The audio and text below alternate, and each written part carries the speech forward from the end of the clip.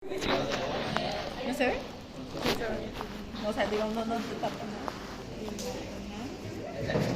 Ok, vamos a avanzar un poquito de la parte teórica de la configuración externa. Configuración interna no vamos a abarcar mucho, ya que eso es netamente parte de ustedes que van a estudiar. Porque eso no se ve, ¿no? La configuración interna no se ve, solamente vamos a hacer configuración interna externa, que se ve en lo que vienen a ser los preparados anatómicos que tenemos. Entonces vamos a empezar con un poquito de la parte de lo que viene a ser la espinal en la parte de la configuración externa. Primeramente nosotros hacemos una sistematización. Viene a hacer la sistematización, en pocas palabras, ¿no? Hablamos de lo que viene a ser una sustancia gris y una sustancia blanca. La sustancia gris, si no estoy mal, lo hablan luego de la espinal un poquito en sistema nervioso en generalidades. La sustancia gris mayormente está compuesta de cortezas y núcleos internos a nivel del sistema nervioso central, hablando de telencéfalo y encéfalo. Y hacia el nivel del sistema nervioso periférico, la sustancia gris va a tener los ganglios. ¿Qué es lo importante que tenemos que conocer esto? Que la sustancia gris, nosotros nos referimos a núcleos, a los cuerpos de las neuronas, exactamente. Y cuando hablamos ya de sustancia blanca, vamos a hablar de fibras mielínicas y básicamente las dendritas y los axones, o sea, las prolongaciones vamos a estar hablando. No hablamos como tal de los cuerpos neuronales. Cuando hablamos de cuerpos neuronales vamos a estar hablando de sustancia gris. Por eso cuando hablamos de núcleos, que son núcleos de sustancia gris, no es nada más que los núcleos son complejos o uniones de cuerpos neuronales y ahí van a formarse los núcleos, que cuando vamos a hablar así como ustedes ven acá ya no es tan como tal decir, si bien se ve bonito acá, van a ver así varios como circulitos que van a ser los núcleos, que lo vamos a ver más adelante, que el putamen, que la cápsula interna, que la cápsula externa, que el núcleo accumbens y diferentes núcleos, ¿no? Pero por lo menos tienen que dar cuenta de eso, porque más adelante vamos a hablar que los cordones anteriores, que los cordones posteriores, que la comisura blanca anterior, que la comisura blanca posterior, o que la comisura gris en total, que la vamos a ver, ¿no? Y es así como se ve un corte de la médula.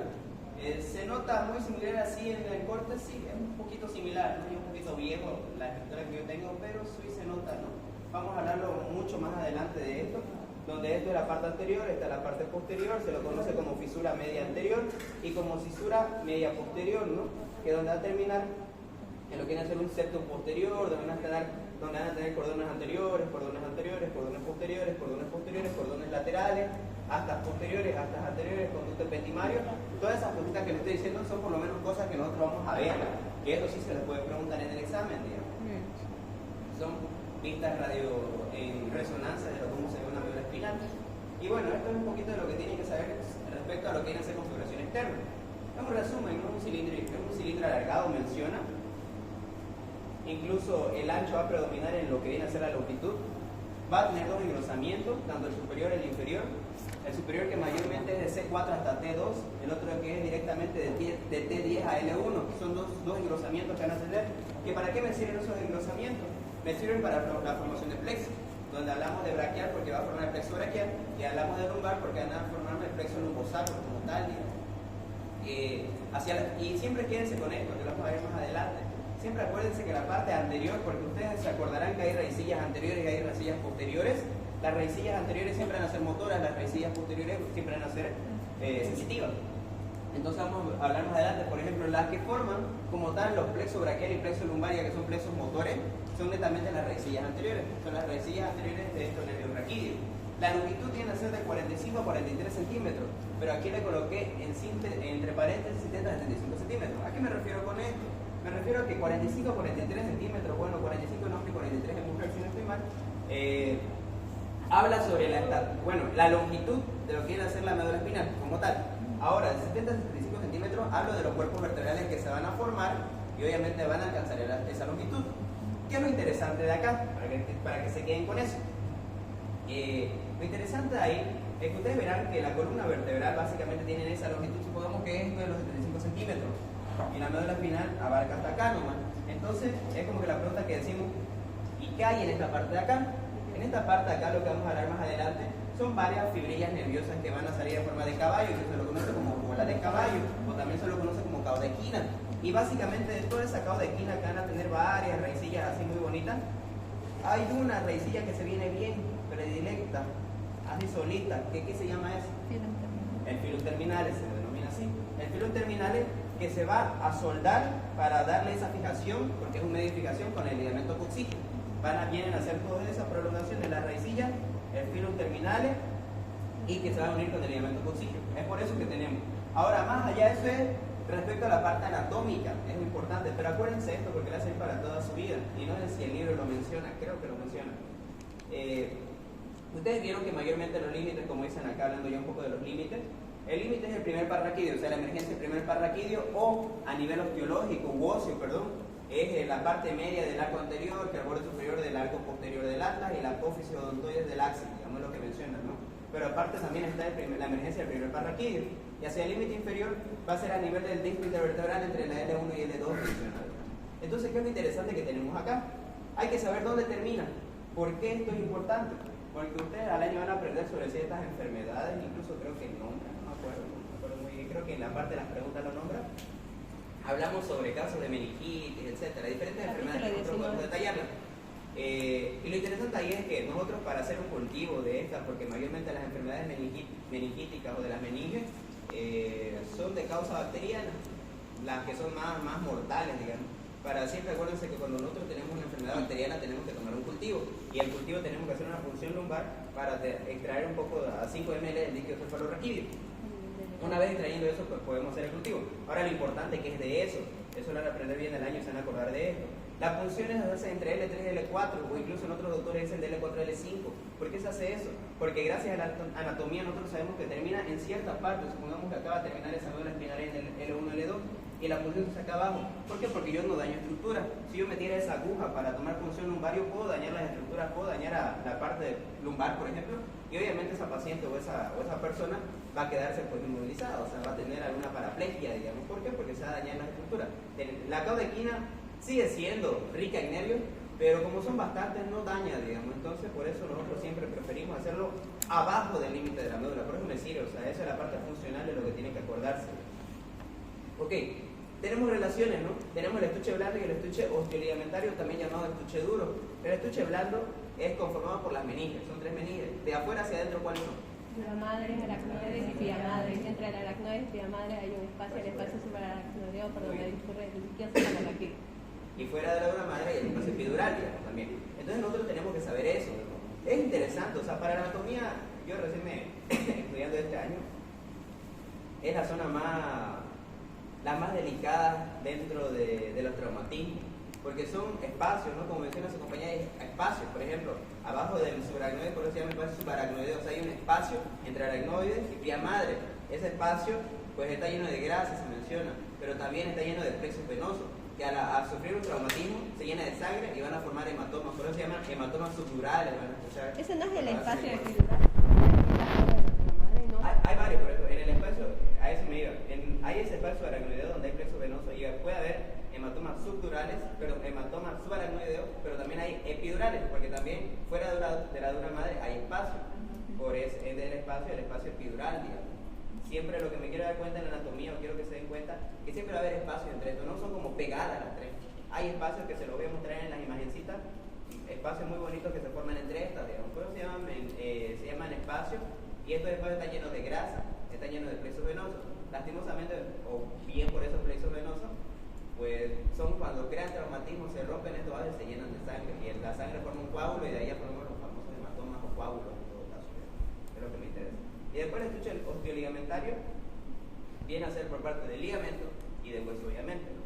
Vamos a hablar sobre la cara posterior de los cuerpos vertebrales, vamos a hablar sobre el ligamento longitudinal posterior, etcétera, ¿no? Son el estuche duro que básicamente que a mí me protege, ¿no? Eso es lo que yo tengo que darme cuenta, ¿no? Ahora, en los medios de fijación, creo que está en la siguiente diapo. Ya, entre medio de fijación, ¿qué puedo tener yo, no? Hacia la parte inferior del medio de fijación, básicamente viene a ser el ligamento coxígeo, que se va a unir junto con el filo interminario o caudequina. Y hacia la parte superior va a ser la continuación con la médula oblongada, digamos, con el bulbo raquídeo. Va a tener eso, o sea, sigue y es como que se fija, ¿no?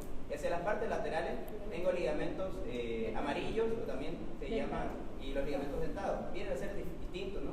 Los ligamentos dentados, para que no se confunda, vienen a ser las prolongaciones de la pía madre, o sea, pertenecen a la pía madre, y de la pía madre salen y se van a fijar en cada uno. Se menciona que son alrededor de 18 ligamentos dentados. Entonces, eso vienen a ser lo que se me fijan hacia la parte lateral. Pero ahora también hay algo interesante.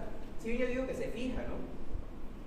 Nosotros tenemos que saber que esta médula espinal no es como tal fija en su totalidad, sino que se fija en esta estructura como para que se haga la flexosidad con la columna vertebral. Por eso nosotros hablamos algo de acá, la consistencia pastosa y blanduca. Al ser una consistencia pastosa y blanduca no es dura, no es rígida.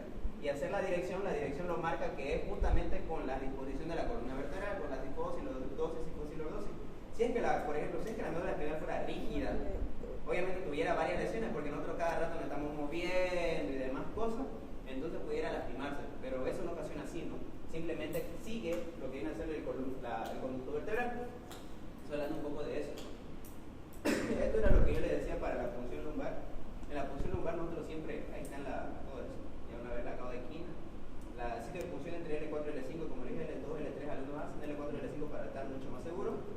Y rompemos todo, ¿no? Se escucha. Mientras se va la introducción de la aguja se va escuchando cómo se va rompiendo, ¿no? Porque sí, técnicamente se rompe el ligamento, pero obviamente se va a regenerar después, ¿no? Vas a romper el ligamento hasta llegar a un espacio que es justamente antes del espacio subaracnoideo donde va a estar recorriendo el líquido cefalorraquídeo. Ese líquido cefalorraquídeo yo voy a tomar muestra y obviamente eso después ya lo llevo a contigo en todo caso. Actualmente se toma esta posición, ¿no? Antes la posición que se tomaba era esta, pero mayormente ahora la posición es esta en la que se toma, ¿no? Una vez terminando en la parte del cono medular, yo ya paso al otro espacio, ¿no? Esto era lo que yo les decía, esto vienen a hacer básicamente. Vean que las meninges, si bien la dura madre está pegada al hueso, va a haber un pequeño espacio donde va a estar junto con la aracnoide y el otro espacio que va a estar junto con lo que viene a ser la pía madre. Y vean que son espacios pequeñitos, espacios y son más espacios, ¿no?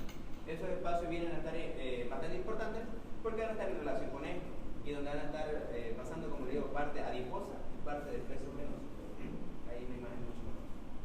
Ahí está la parte del extremo inferior, donde vamos a ver toda esta es la cola de caballo, ¿no? La cola de caballo son varias raicillas, pero hay una que va a ser un poquito más gruesa y más rectilínea, que justamente esa viene a ser la del los terminales, como ustedes verán acá.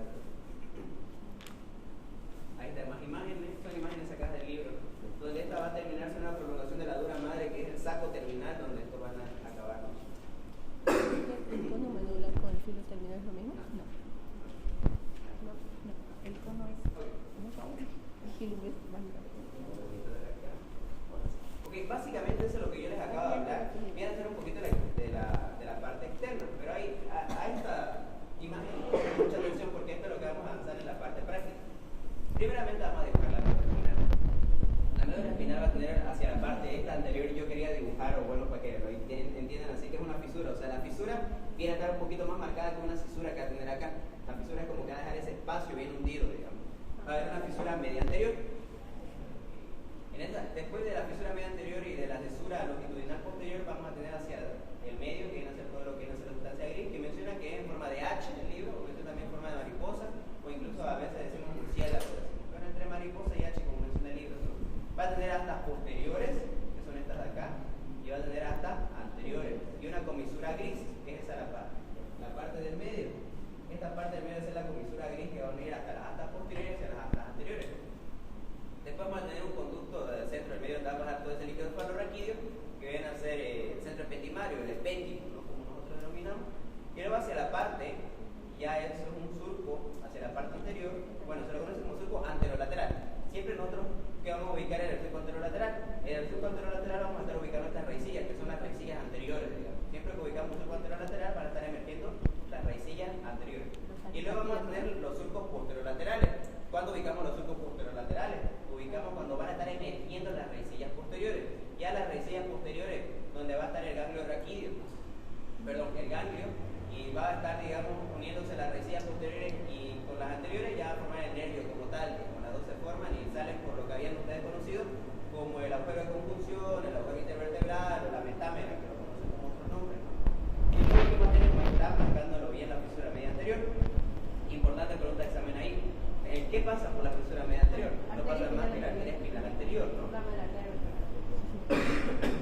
Y ahí está ya marcando, ¿no? Esos son los surcos anterolaterales. Ese ya que era la fisura media anterior, termina con el septum posterior. Y esto también es importante, miren. En la parte posterior, entre los surcos posterolaterales, que ustedes ven ahí, entre este surco posterolateral y entre esta fisura longitudinal posterior, va a haber otra media, que se lo llama fisura intermedia posterior o intermedio posterior, nada más. Ahí está la fisura posterolateral, ¿no? Y entonces todo esto que me forma, me van a formar cordones, se los menciona. Básicamente apréndanselo así, si es que no se acuerdan muy bien. Yo yo hago un juego de palabras, ¿no? Estos son surcos posterolaterales, estos son surcos anterolaterales. Ahora supongamos acá, tenemos un surco anterolateral y tenemos un surco anterolateral. Entre los dos surcos anterolaterales vamos a tener los cordones anteriores. Ahora, entre el surco anterolateral y entre el surco posterolateral hay una palabra que se repite, que es lateral, digamos. Entonces van a ser los cordones laterales, digamos, van a pasar cordones vegetativos. Y ahora tenemos los surcos posterolateral y el otro posterolateral. Entre esos dos van a estar los cordones posteriores. Entonces tengo cordones posteriores, tengo cordones anteriores, tengo cordones laterales y cordones laterales. Tengo un surco posterolateral, otro surco posterolateral, surco anterolateral, la fisura media anterior, y lo que viene a ser la fisura posterior o la fisura longitudinal posterior. Y un surco intermedio posterior, el centro ependimario, ¿no? Acuérdense siempre, como les mencionaba, que la parte posterior siempre va a ser sensitiva, la parte lateral va a ser vegetativa y la parte anterior va a ser lo que viene a ser netamente motora. Pero esto va a cambiar un poquito, porque nosotros ya ayudándoles en la parte de configuración interna, se van a dar cuenta que habla sobre haces ascendentes y haces descendentes. Acuérdense siempre que los haces ascendentes son netamente me llegan información sensitiva y los haces descendentes me van a llegar información motora. ¿Por qué? Porque aquí hablamos un poquito de sistema nervioso en realidades. Hablamos sobre un famoso arco reflejo. El arco reflejo que tiene un receptor, que tiene va a enviar una información sensitiva, va a llegar al centro integrador, va a enviar la respuesta motora hacia la respuesta efectora y hasta su parte efectora, digamos. Entonces siempre acuérdense de eso, que la parte que está subiendo es netamente me llega información sensitiva, información sensorial también puede ser. Casi nunca me llega información motora. Pero ya la parte que baja, que hablamos sobre haces descendentes, ya esa sí me va a llevar, digamos, información motora. Hablando en cordones anteriores, por ejemplo. Hablando en cordones anteriores, si no estoy mal, hay uno que se llama espinotalámico. Espinotalámico anterior, exactamente. Se van a dar cuenta que la función del espinotalámico anterior habla sobre sensibilidad. Es el único haz descendente, el único haz ascendente del cordón anterior. ¿Y por qué pasa eso? Porque el cordón anterior no es especializado en sensibilidad. A mí casi la sensibilidad de este cordón anterior, por eso yo quiero primero que tengan en cuenta que siempre se queden que el cordón anterior siempre mayormente se van a ir puros haces motores, casi siempre, la totalidad. Si se dan cuenta ahí habla sobre 5, si no estoy mal, 5 haces motores, o sea que están subiendo, solamente que están descendiendo y solamente uno que asciende, o sea uno que lleva sensibilidad y todos los que ya son motores de más, digamos. Mientras que en esta parte, por ejemplo, no hay haces motores, solamente hay haces sensitivos, que es ese famoso del cuneiforme y el de Gold, digamos, que hablamos ahí en los cordones posteriores. Y es porque en los cordones posteriores es ahí donde yo tengo que llevar la sensibilidad. ¿Por qué? Porque es una sensibilidad, lo van a hablar así como epicrítica la hablan. Pero acá en los cordones anteriores se acordarán que justamente en ese espinotalámico hablamos sobre una sensibilidad grosera. ¿A qué se refiere sobre sensibilidad grosera? Se refiere, por ejemplo, que si yo ahorita le hago así a la mano, le coloco a alguien y yo le pellizco acá, él no me va a decir exactamente que yo le pellizco acá, él me va a decir que le estoy pellizcando acá, digamos. ¿Por qué? Porque la sensibilidad no es epicrítica. Epicrítica me refiero, o coloquen el sinónimo epicrítico de fino. Epicrítico es fino, que si yo por ejemplo a alguien le toco acá, ella va a saber exactamente que yo le toco acá. Pero si yo le toco acá, ella va a pensar que le estoy tocando acá, y eso va a depender por dónde va viajando ese estímulo. Eso lo van a aprender mucho mejor en fisiología. ¿Por qué? Porque se cree, y se menciona así en la fisiología, que las terminaciones sensitivas, o sea las más epicríticas, se encuentran en las extremidades. Y sí se encuentran en las extremidades, porque hablamos de un haz de Gol y el de Burdas, ¿no? Que el haz de Gol es específico de miembros inferiores y el haz cuneiforme que se encuentra más en miembros superiores. Mientras más está cerca de las palmas de las manos, aquí hay altísima sensibilidad. Por ejemplo, ustedes les haría jugar o practiquen en su casa con un marcador, por ejemplo. Háganle que la otra persona cierre los ojos, no miren nada, y la van a ir marcando ahí, ustedes van a ver. Le marcan ustedes con un marcador rojo, y la otra persona obviamente con los ojos cerrados va a ir marcando con otro marcador de otro color y va a ir viendo qué tal es, digamos, más o menos va así.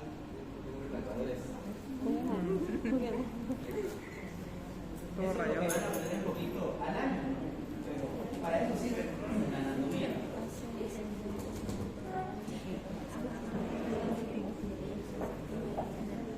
Más o menos así.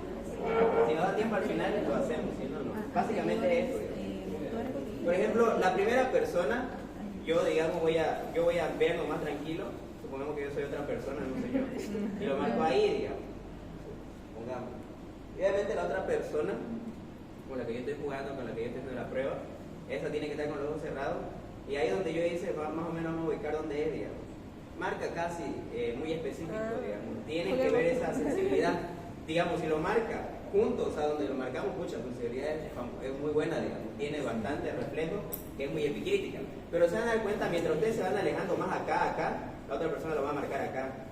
Van a marcar acá, la otra persona marca acá. ¿Por qué? Porque acá ya no hay tanta sensibilidad muy epicrítica, aquí ya es un poquito la sensibilidad grosera. Eso lo van a aprender mucho mejor al año. Pero con eso quiero entender esto. Porque exactamente hacia la parte de miembro superior, hacia la parte más alejada, hacia la parte de la mano es donde tenemos mucha mayor sensibilidad. Acá no es tanto, acá como yo les decía, solo hay algún as, que es el as ascendente, ese as es grosero. Al decir grosero, la sensibilidad no es muy buena, la sensibilidad es grosera, como menciona, ¿no? Mientras que acá la sensibilidad es muy buena, la sensibilidad es epicrítica. Entonces yo sé que si me está pellizcando, esta sensibilidad, por ejemplo, ¿dónde la vemos? Ustedes cuando sienten que una hormiga está caminando por acá, la sienten rápido, entonces ustedes sienten que algo se está moviendo y es una hormiga, digamos, y sienten bastante bien. A eso es una sensibilidad bastante epicrítica. Mientras que acá, como ustedes vieron, son bastantes haces descendentes, que el texto espinal, los piramidales cruzados, que los piramidales directos, varios piramidales, ¿no?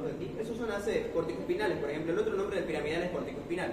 Esos son bastantes haces motores, porque eso me sirve bastante para la flexión, para la extensión, para diferentes funciones motoras, ¿no?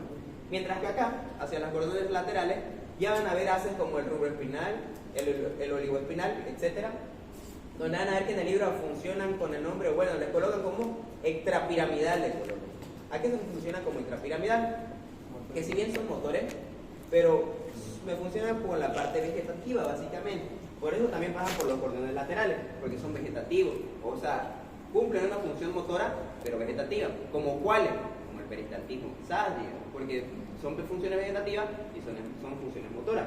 Pero también, aquí también hay cordones descendentes, cordones ascendentes, donde son sensitivos.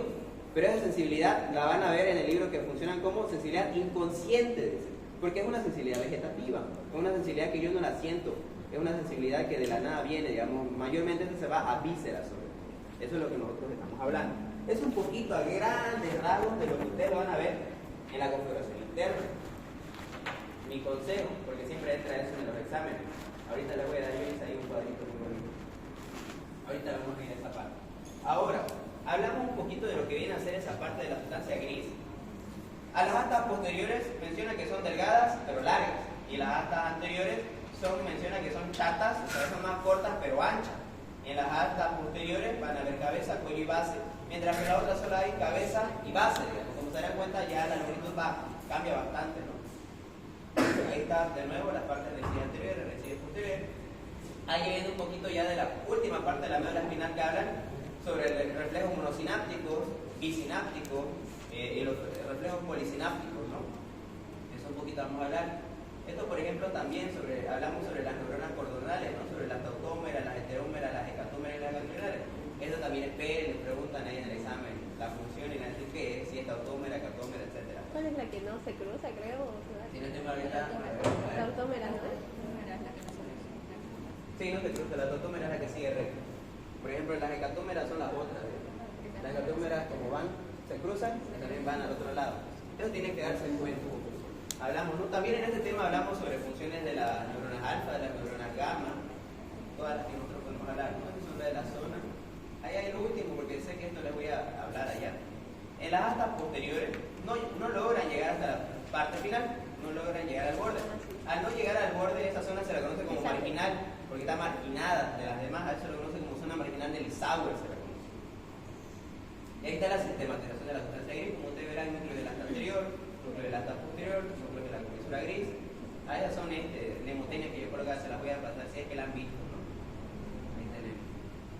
Tenemos también neuronas parasimpáticas y simpáticas que básicamente se van a estar hacia los cordones laterales de la sustancia gris, donde mayormente las partes simpáticas es de la primera torácica hasta la primera lumbar, y después ya la última viene a ser la parasimpática S2, S3, S4, que lo hemos visto, digamos, en todo el año, parasimpática. La laminación del Brox-Rexet, ahí creo que mi no es Brox-Rexet, es Brox. Y ahí se lo dividen, ¿no? La primera zona es la de Waldeyer, la segunda zona es la gelatinosa de Rolando, la tercera zona es la del propiaco, la del propio, la del núcleo propio, la cuarta es la del otro propio, La quinta es la de la franja neuronal asociativa. La sexta viene a ser la zona del núcleo basal medial y la zona del núcleo basal lateral. Después tenemos la periferia del conducto central. Después de la zona 8 va a tener la del núcleo medial, la zona 9 la del núcleo lateral y la zona 10 del conducto central. Son las zonas que la dividen gracias a la Eso es importante. segmentación de ¿No? ¿Pregunta? El examen de neuro a veces es fácil, a veces es difícil. Cuando es difícil te colocan esto. Te colocan, por ejemplo, la zona basal medial lateral corresponde a qué zona, ahí te van a colocar números 3, 4, 5, 6, 7. Eso es cuando es difícil. A veces no colocan, en los últimos años no han colocado para decir. Ahí están los ACE, como les mencionaba, ahí está la sistematización de los ACE. Ahí vemos, por ejemplo, para que me entiendan, ¿no? Este Teresa vende y pide 10 espinas, va de abajo.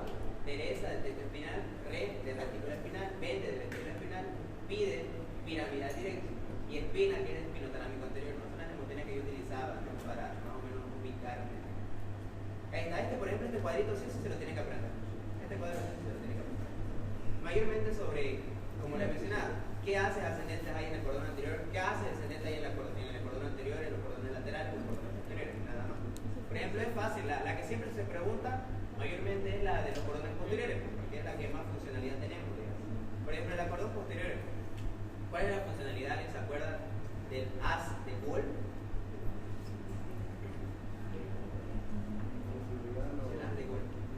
Es sensibilidad propioceptiva, pero ¿en qué parte del cuerpo? En el miembro inferior. Exacto, el miembro inferior. Y a la del cuneiforme viene a ser el miembro superior. ¿Por qué se crea? O sea, tenemos una mnemotecnia que siempre así me enseñaron y algunos Usted auxiliares me pregunta, enseñaron. en la parte posterior, el cordón posterior, ahí se va a estar dividiendo los dos haces, el Sí. gol y el otro. ¿Cuál es el más interno este, no? El de Gol. Ah, o sea, El de está Gol más es cerca el del cuneiforme de Burda.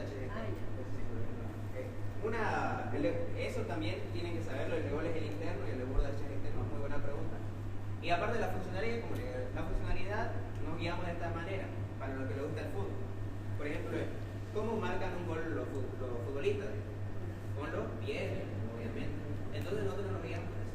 La funcionalidad de gol es de miembros inferiores, porque con el gol marcas el pie, digamos. Entonces tenés esto, y ya con el otro. Y obviamente que por descarte, ya el de Burda es miembros superiores, digamos. No hay más, digamos, para que se acuerden. Siempre decimos eso, el de gol. Uniforme es divertido, no hay un beso, ¿no es? Tienen que ¿por qué? Porque tiene otro nombre, porque acá es de gol o gracil, se llama. Y el de Burda también se lo conoce como el de uniforme. Eso es más fácil. En resumen, tenemos lo de esto lo vamos a explicar, avanzamos lo de la vía sensitiva y vía pero así hablando un poquito a grandes rasgos, metiéndome un poquito al primer tema, hablamos sobre neuronas unipolares, bipolares y multipolares. Las unipolares, que creo que en el libro de histología no la conoce así, la conoce como pseudonipolar. La pseudonipolar que la vemos en los ganglios raquídeos, las monopolares que la vemos en los reflejos corneopalpebrales, y las polisinápticos ya vienen a ser en varias neuronas. Básicamente eso se requiere, depende con cuántas neuronas nosotros estamos en contacto, ¿no? Tenemos por ejemplo el reflejo de dos neuronas, que es un reflejo de segundo orden. El reflejo de segundo orden, por ejemplo, es cuando hacemos el reflejo patelar, viene el efecto del aparato tendinoso de Golgi, viene hacia la parte espinal y acá se sinapsa y hace un efecto. Son dos neuronas simplemente. Aquí por ejemplo son 2 o 3 neuronas que van a ir, ¿no? Esto lo vamos a ver en vías sensitivas, en vías motoras.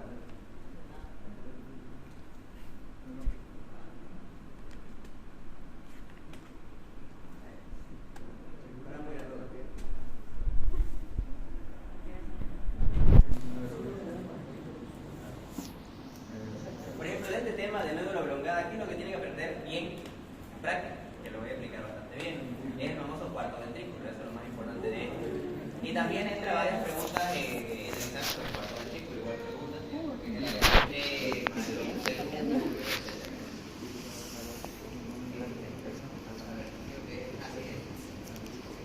el cuarto ventrículo, perdón, lo que viene a ser el bulbo raquídeo, también llamado médula oblongada.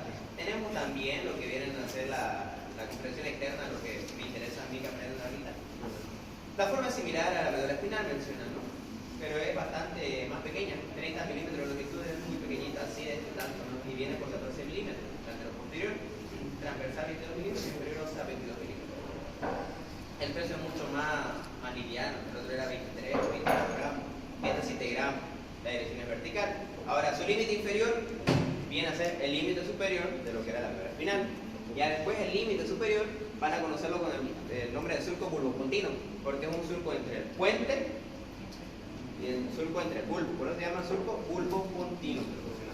Hacia adelante está relacionado con lo que viene a ser las arterias vertebrales, para que más arriba vayan a formar el tronco basilar, la arteria del tronco basilar.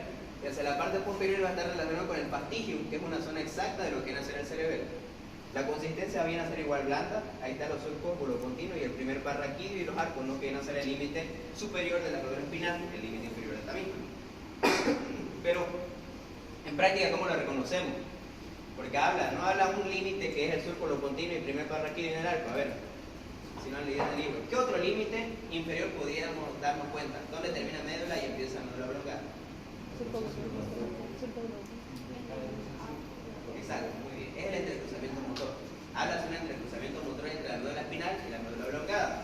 Pero ¿cómo nos damos cuenta en las estructuras? Básicamente que en esta parte es porque en la parte anterior se hace de cruzamiento. Esa parte es lisa, nada más. Así nos damos cuenta, es lisa. ¿Por qué? Porque las fibras se entrecruzan. No van así justamente en esa parte, se van entrecruzando y se vuelve lisa esa parte, ¿no? Básicamente así nos damos cuenta en las estructuras.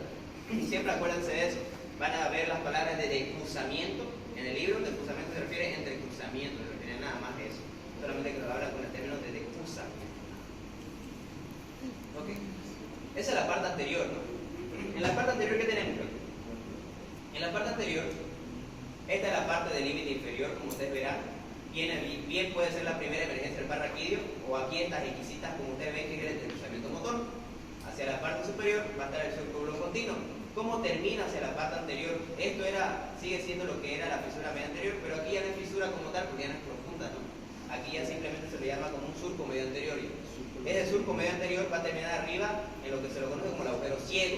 Ese agujero ciego no pasa nada como el agujero ciego de lo que tenemos en el cráneo, no pasa nada, simplemente agujero ciego. Nada más.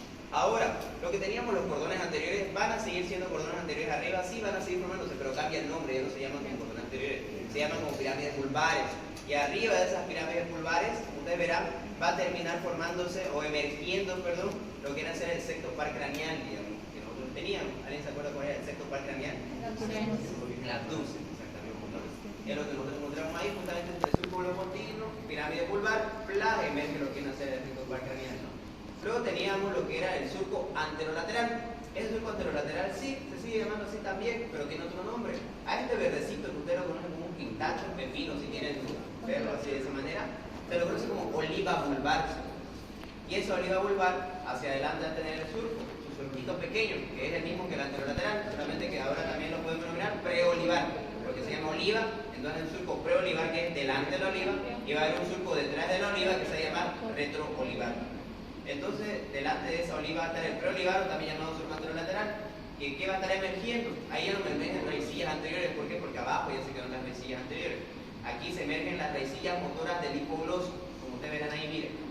Ahí está el hipogloso y están llegando ahí todas las raicillas motoras de lo que viene a ser el hipogloso. Y detrás, de igual forma, van a haber cierta emergencia. Aquí hay un poquito de una pequeña diferencia en el libro. En el libro, a veces menciona, o bueno, menciona, no a veces, así está mencionado, yo nunca lo entendí, pero yo le enseño de esta manera. Menciona en el libro una partecita, si lo han leído, que el surco retroolivar es lo mismo que el surco posterolateral. Pero más adelante menciona que, cuando habla sobre las emergencias de estos pares craneales, menciona que hay el surco retroolivar y más atrásito hay el surco posterolateral. Yo me quedo con esta definición, aunque en las estructuras anatómicas no hay como tal el surco retroolivar. El surco retroolivar coincide bastante con el posterolateral. Así que en las estructuras anatómicas, por ejemplo, está perfecto como dice esa parte del libro. Pero a lo que menciona deberían ser dos surcos distintos, digamos. Yo lo estudio así, pero para que ustedes no se compliquen mucho, pueden estudiarlo así como que surco retroolivar es lo mismo que surco posterolateral. Aunque hay una pequeña mención del libro que menciona que no es lo mismo. Menciona que hay el surco retroolivar y un poquito atrás está el posterolateral. Y lo menciona en esa parte, ¿por qué? Porque en ese surco posterolateral se están emergiendo el 9, el 10 y el 11. El glosofaringeo, el vago y el espinal emergen. 9, 10 y 11 y 12. Acuérdense siempre, hay 4 pares craneales que nacen de lo que viene a ser la médula oblonga. Porque arriba también vamos a tener otros pares craneales, exactamente, a ver, 1, 2, 3, otros 4 también van a seguir emergiendo. Eso ya lo vamos a ver en la siguiente clase, ya solo vamos a avanzar lo que es hacer médula elongada y médula espinal. Pero ahí ya viene un poquito, vean que a nivel del surco bulopontino va a estar naciendo el 6, y hacia el nivel del surco bulopontino, pero hacia la parte más lateral, va a estar naciendo el 7, el 8 y el intermediario de Riser, que lo conocían, o simplemente el intermediario. Y a nivel del surco, ya hablando del puente, hacia las partes medias ya van a estar naciendo lo que viene a ser el trigémino, junto con su rama sensitiva y la rama motora. ¿Cuál creen que es la rama motora? ¿La más delgada o la más ancha? La más delgada. ¿Será? ¿Seguro? Sí. ¿Seguro? Sí. ¿Segurísimo? Sí. Está bien, es la más delgada. Después la tenemos la otra. ¿Ustedes escuchan ese tema? Y eso es lo que se puede ver en la cara anterior, porque cuando hablamos de puente, hablamos de cara anterior, caras laterales y cara lo que viene a ser posterior. En la cara laterales simplemente hablaríamos de las olivas. Ahorita nos mira el cuarto ventrículo, que es la cara posterior.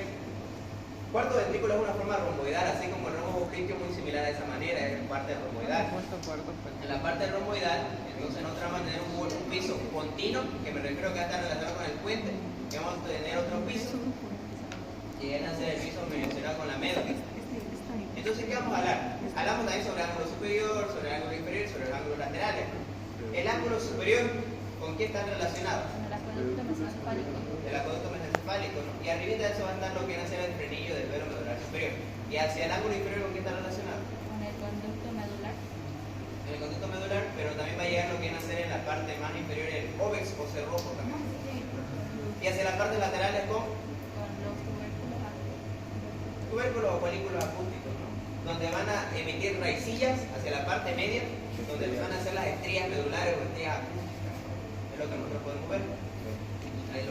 Ahí lo que yo estoy pintando, yo voy a ir sacando de poco a poco, es lo que vamos a conocer también como las alas, ¿no? Las alas blanca interna, el ala gris y las alas y el área postrema, ¿no? Lo que nosotros vemos de esta manera. Está la ala blanca externa, la ala blanca interna, la gris, que está de gris, ahí está juntamente con el color, y el área postrema. El área postrema, ¿con qué está relacionado? Con el centro del vómito, ¿no? Justamente a esa zona se lo conoce como la zona gatillo del vómito, se lo conoce, la CGL, la zona gatillo del vómito, que justamente esa zona se activa cuando ustedes tienen ganas de vomitar, digamos. Hay ciertos estímulos químicos que la hacen activar y proceden a vomitar. Está muy relacionada con los centros vegetativos del bulbo raquídeo. Después tenemos la área blanca, la ala blanca interna. La ala blanca interna, ¿qué encontramos dentro de esa ala blanca interna? ¿Núcleo de qué par craneal? Hipoglosa. Hipoglosa, exactamente. ¿Y el área gris? Encontramos un núcleo de 9 y 10, de lo que eran los opalingues y los cerebados. Y en el ala blanca interna, núcleo vestibular y núcleo coclear, que vendría a ser netamente los. Eso se lo tiene que aprender bien, por eso también es pregunta de examen. Le colocan el ala blanca interna, ¿qué vemos? Ahí la colocan ahí en los incisos y demás. Eso es lo que vamos a ver netamente en el piso, pero que va a estar relacionado con quién? Con la médula oblonga. Va a estar relacionado desde el piso vulvar, por el nombre bulbo raquídeo. Ahora vamos a hablar de lo que va a ser el piso continuo, el piso del puente, ¿no? Básicamente tenemos, ¿qué creen que es eso? Son los folículos faciales. Después el folículo facial va a irse una línea medial que hace la eminencia medial, ¿no? Y después la otra eminencia, y unas cositas que son punteadas hacia arribita de la eminencia medial, pero hacia la parte más externa, ¿qué se lo conoce? ¿Cómo? Locus coeruleus le dicen otro, por ejemplo, creo que locus coeruleus le dice Coscarelli, pero otros auxiliares le decimos como locus ceruleus también. Van a escuchar locus ceruleus, creo que el otro federal lo conoce como locus ceruleus. Locus ceruleus, locus coeruleus, miles de nombres que se le dan. Pero ¿qué es importante esa zona? Exacto. Viene a ser lo que viene a ser la noradrenalina, la síntesis de la noradrenalina. No se confundan, no adrenalina, sino noradrenalina. Eso siempre se confunde porque a veces le colocan los exámenes. ¿Qué sustancia secreta el área el locus ceruleus, perdón? Y ahí les colocan en los incisos GABA, adrenalina, noradrenalina, diferentes sustancias químicas. Siempre acuérdense que la noradrenalina sintetizamos lo que no es en la parte neural del centro central, porque lo que viene a ser ya la adrenalina ya se lo sintetiza en lo que viene a ser la glándula suprarrenal. Siempre acuérdense de eso. La adrenalina como tal solo existe en nuestro cuerpo, pero en la glándula suprarrenal no vemos.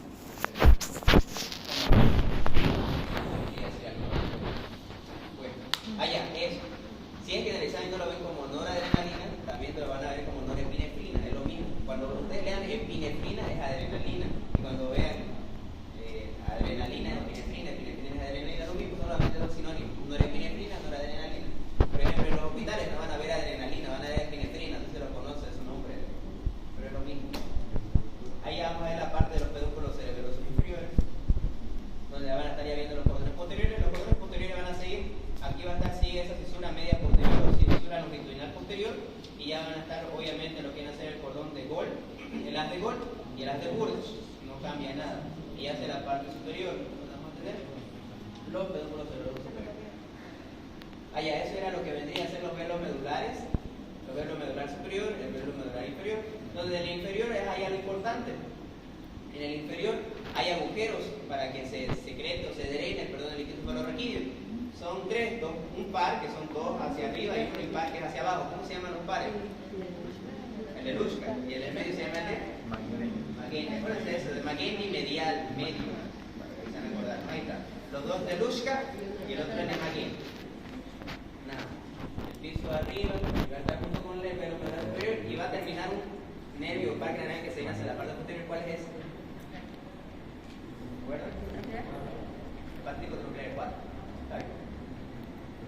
Ahí están las imágenes por otro superior, superior, van a estar viendo los orificios.